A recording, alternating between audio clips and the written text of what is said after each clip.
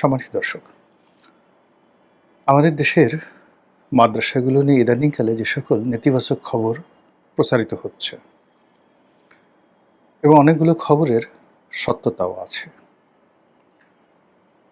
যেভাবে সাধারণ মানুষ মাদ্রাসার শিক্ষার্থী, মাদ্রাসার শিক্ষক এবং শিক্ষয়িত্রী তাদের সম্পর্কে যে নেতিবাচক ধারণা পোষণ করছে, তা আমাদের হাজার বছরের ইতিহাস এবং ঐতিহ্য এবং গত ১৪০০ বছর ধরে ইসলামের শ্রেষ্ঠত্ব, কোরআন এবং হাদিসের যে অলৌকিকত্ব, এগুলো নিয়ে আমরা যে প্রচার করছি, বড়াই করছি, গর্ব করছি এবং যে যার অবস্থান থেকে আমরা যে শ্রদ্ধা, প্রেম, ভালোবাসা, প্রণতি আল্লাহকে ঘিরে, রাসূলকে ঘিরে, সাহাবায়ে একরামকে ঘিরে, কোরআন হাদিসকে ঘিরে যা কিছু করছি, সাম্প্রতিককালের পুরো ঘটনা যেন বুমেরাং হয়ে যাচ্ছে। যেখানে গত ১৪০০ বছর ধরে আমরা অন্য ধর্মের মানুষদেরকে আকৃষ্ট করে আসছি। ইসলাম ভালো, ইসলাম শ্রেষ্ঠ।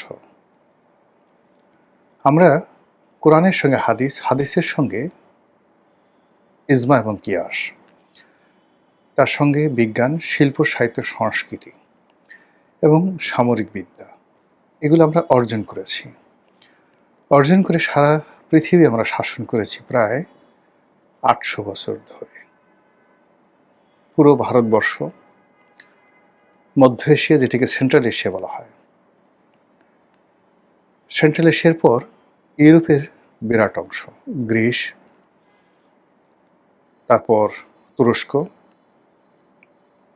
এরপর ফ্রান্সের একটা বিরাট অংশ, স্পেন।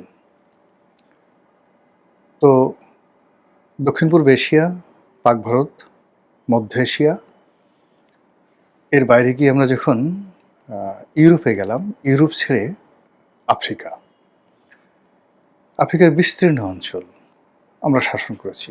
উত্তর আফ্রিকা, পশ্চিম আফ্রিকা এবং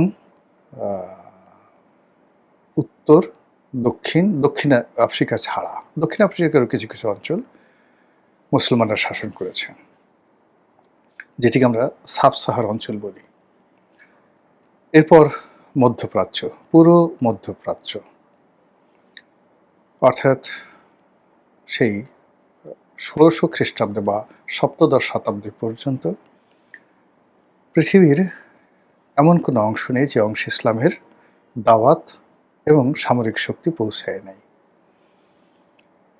কিন্তু এখন কি হচ্ছে? এখন আমাদের এই দেশে বহু মানুষ, মানে এগুলো এখন আমরা বলতে বুক ফেটে যাচ্ছে। আমাদের মধ্যে এখন ভয় হচ্ছে যে খ্রিস্টানরা এদেশ দখল করবে, এদেশে খ্রিস্টানদের রাজত্ব কায়েম হবে, বৌদ্ধরা এদেশ দখল করবে, বৌদ্ধ ধর্ম কায়েম করবে, ভারত এদেশ দখল করবে, হিন্দু ধর্ম কায়েম করবে। এরকম যখন একটা পলিটিক্যাল এনফোর্সমেন্ট চলে আসছে, ঠিক সেই সময়টাতে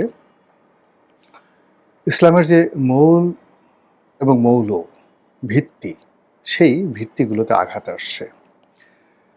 আমাদের দেশের মাদ্রাসা শিক্ষা অতি প্রাচীন। যখন একেবারে মুহাম্মদ রাসূলুল্লাহ সাল্লাল্লাহু আলাইহি ওয়াসাল্লামের জমানাতে গুজরাটে প্রথম সাহাবা একরামরা এলেন, এই যে ইসলামের অভিযাত্রা শুরু হলো পাক ভারতে, তখন থেকে ইসলামের যে শিক্ষাটি, এটি আমরা মূলত সিনা থেকে সিনা, বুক থেকে বুকে, মন থেকে মনে, মস্তিষ্ক থেকে মস্তিষ্কে আমরা ধারণ করে আসছি। ওই ১৪০০ বছর আগে যেভাবে কোরআন শিখেছি, যেভাবে গুন্না শিখেছি, যেভাবে আমরা আরবি ভাষা শিখেছি, বেশিরভাগ ক্ষেত্রে, অলমোস্ট 90% ক্ষেত্রে আমরা হুবহু সেই অবস্থানটা রেখেছি। পৃথিবী অনেক পরিবর্তন হয়েছে, আরবি ভাষা অনেক আধুনিক হয়েছে, কিন্তু আমরা এখনও মধ্যযুগের সেই যে অরিজিনালিটি, অ্যারাবিক উচ্চারণের, কোরআনিক ভাষার শিক্ষার এবং কোরআন হাদিস ইজমা কিয়াস সম্পর্কে আমাদের যে বিশ্বাস, এই বিশ্বাসটা কোনো জ্ঞান এবং প্রযুক্তি এখন স্পর্শ করতে পারেনি। ফলে আমার কাছে মনে হয়েছে যে ধর্মপ্রাণ মুসলমান বলতে যদি পৃথিবীতে বিশাল জনগোষ্ঠী সবচেয়ে বেশি থাকে সেটা বাংলাদেশে আছে। এখানে অনেক অভাব। কিন্তু একজন কোরআনের হাফেজ চুরি করবে, ডাকাতি করবে এটা কল্পনাই করা যেত না। যেখানে অন্যায়, অবিচার, চুরি, ডাকাতি, রাহাজানি, ছিনতাই মানে অহরহ, সেখানে দাঁড়িয়ে আছে, টুপি আছে, আলখেল্লা পরা হুজুর, তারপর কোনো একটা মসজিদের ইমাম, মাদ্রাসার শিক্ষক, এই মানুষগুলো অন্যায় শত শত বছরের ইতিহাসে করেনি। বরং বিশ্বাসের জায়গা, ভালোবাসার জায়গা, আস্থার যে জায়গাগুলো এগুলো আমরা তাদেরকে দিয়েছি। কোনো একটা বাড়িতে এসে যদি এরকম একজন মানুষ একেবারে অপরিচিত শুধুমাত্র মুখে দাঁড়িয়ে আছে, তসবিহ আছে, এসে ডাক দিলেন, মা আমাকে একটু থাকার জায়গা দিন, এটা সেই ১২০০ শতাব্দী থেকে আজ অবধি তাকে আপ্যায়ন করার জন্য পুরো বাংলায় একটা রব অবস্থা তৈরি হয়ে যেত। এর প্রেক্ষিতে দেখা গেল যে সমাজের এই যে মানুষের সহানুভূতি, এগুলোকে কেন্দ্র করে ধীরে ধীরে মাদ্রাসার শিক্ষাটা বিস্তৃত হতে থাকলো। এটা ব্যবসাতে পরিণত হয়ে গেল, ধান্দাবাজিতে পরিণত হয়ে গেল। এটাকে আবার আধুনিক শিক্ষায় রূপান্তরিত করার জন্য এর সঙ্গে ইংরেজি শিক্ষা, ফার্সি শিক্ষা, কারিগরি শিক্ষা এগুলো সব যুক্ত করে এখন অলিতে গলিতে হাফেজি মাদ্রাসা, কওমি মাদ্রাসা, কিন্ডারগার্টেন মাদ্রাসা, ইংরেজি মাদ্রাসা, আলিয়া মাদ্রাসা, এরকম অসংখ্য বিভিন্ন জায়গাতে। কি সেখানে পড়ানো হচ্ছে, কি পড়ানো হচ্ছে না, উই ডোন্ট নো। আমাদের তদারকি করার মতো এরকম অবকাঠামো নেই। এবং এখানে যারা যাচ্ছে 99% প্রান্তিক জনগোষ্ঠী, যেমন গার্মেন্টসে চাকরি করে শ্রমিক নারী, তার মেয়েটিকে সে সকালবেলা সেখানে দিয়ে আসতো বা দিয়ে আসে, বা কোনো একটা বাড়ির দারোয়ান, সে তার ছেলেকে একটা হাফেজি মাদ্রাসায় পড়াচ্ছে। দারোয়ান বেতন পায় ১৫,০০০ টাকা, কোনো মতে খেয়ে পড়ে আছে, সেখান থেকে ৮-১০ হাজার টাকা সে তার ছেলের পেছনে ব্যয় করে। এগুলো কিন্তু মাগনা না। আবার ওই যে মাদ্রাসাগুলো, সেগুলো এরকম সবার কাছে টাকা নিচ্ছে বলছে, আবার ২-৪ জনকে ফ্রি খাওয়াচ্ছে, লিল্লা বোর্ডিং। খাওয়ার কথা বলে বিভিন্ন লোকের কাছে চাল, ডাল, আটা, ময়দা পাড়া মহল্লায় তাদেরকে সে সাহায্য নেওয়ার জন্য পাঠাচ্ছে। ফলে এই গত ১০-১৫ বছর বা ২০ বছর ধরুন, গত লাস্ট 20 ইয়ার্স, এদের স্ট্যান্ডার্ড, এদের নীতি নৈতিকতা, এদের নিয়ে নানা রকম দেশি এবং বিদেশি চক্রান্ত এমন একটা পর্যায়ে পৌঁছে গেছে যেখানে সন্ত্রাসবাদ, জঙ্গিবাদ, আইএস, উগ্রবাদ এই জিনিসগুলোর সঙ্গে মাদ্রাসার যে বদনাম একত্র হয়ে গেছে।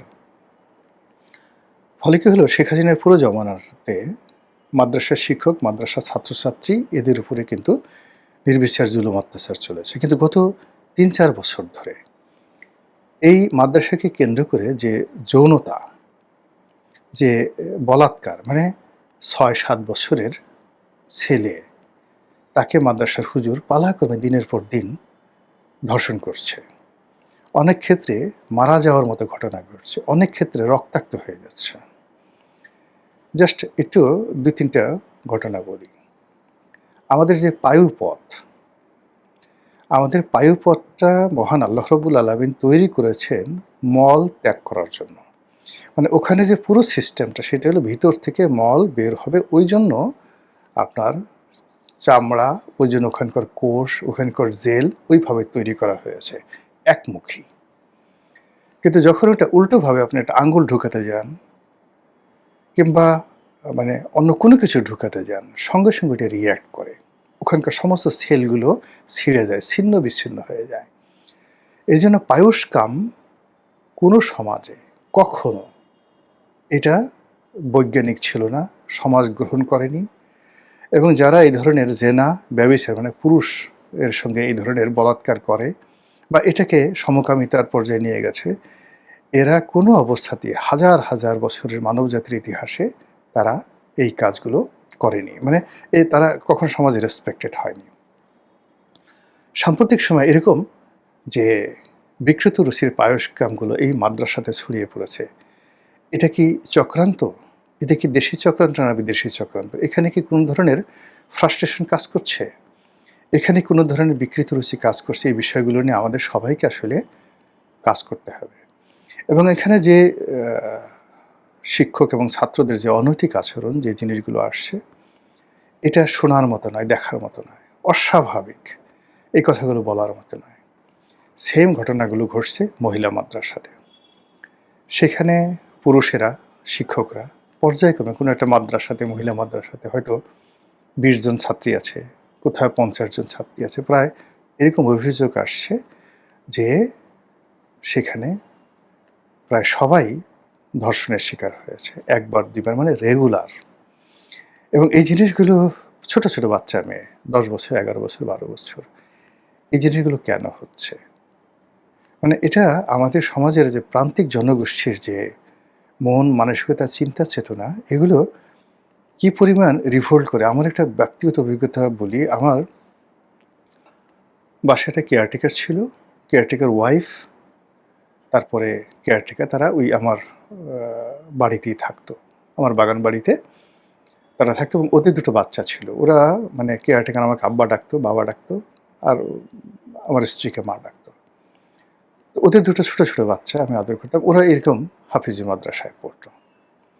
তো খুব ছোট, আমিও খুব আদর যত্ন করতাম। যেহেতু কর্ম করে, ছোটটার বয়স হয়তো ৫ বছর। সে এসে হয়তো কোরআনের একটা আয়াত বলতো, আমি খুব খুশি হয়ে যেতাম যে, আহা! না জানি কত ভালো কাজ করছে। আর বড়টা, ওটার তখন ৬-৭ বছর। কিন্তু ২ বছর, ২.৫ বছর ওরা পড়ার পরে খুব দ্রুত তারা এতটা ফাজিল হয়ে গেল এবং এতটা উগ্র হয়ে গেল। এই ২ টো বাচ্চা মেয়ে। মানে যেটা ৫ বছর ছিল ওটা ৭ বছর হলো, আর যেটা ৯ বছর ছিল সেটা ১১ বছর হয়ে গেল। তারপর সেই কেয়ারটেকারটা হঠাৎ অসুস্থ হয়ে গেল। হাসপাতালে দীর্ঘদিন ছিল। প্রায় ১.৫ মাসের মতো সে আইসিইউতে ছিল, ঢাকা মেডিকেলে। তখন এই ২ টো বাচ্চার যে উগ্রতা, মানে তার বাবা অসুস্থ মরে যাচ্ছে কিন্তু লিপস্টিক তাদের লাগবে। তাদের সাবান লাগবে হাসপাতালে। মানে এই জিনিসগুলো যেহেতু তারা বাগান বাড়িতে থাকতো না, আমি এত খোঁজ খবর নিতাম না। এদের এই জিনিসগুলো বুঝতে পারতাম না। পরে লাস্টে সেই কেয়ারটেকারটা মারা গেল। এখন এই মেয়ে দুটো মানে তারা সেই তাদের গ্রামের বাড়িতে চলে গেছে। মানে পুরো ফ্যামিলিটা শেষ। এই হলো অবস্থা। তো সেদিক থেকে আসলে আমি কোনো বিষোদ্গার করছি না। এটা আমাদের একটা সামাজিক সমস্যা। এটা আমাদের একটা রাজনৈতিক সমস্যা। এটা আমাদের একটা নৃতাত্ত্বিক সমস্যা। আমাদের এই যে মাদ্রাসাতে যে সকল ঘটনাগুলো ঘটছে, এই ঘটনাগুলো যে আমরা সামাল দিতে না পারি, পুরো বাঙালি জাতিটাই একটি কওমে লুতে পরিণত হয়ে যাবে।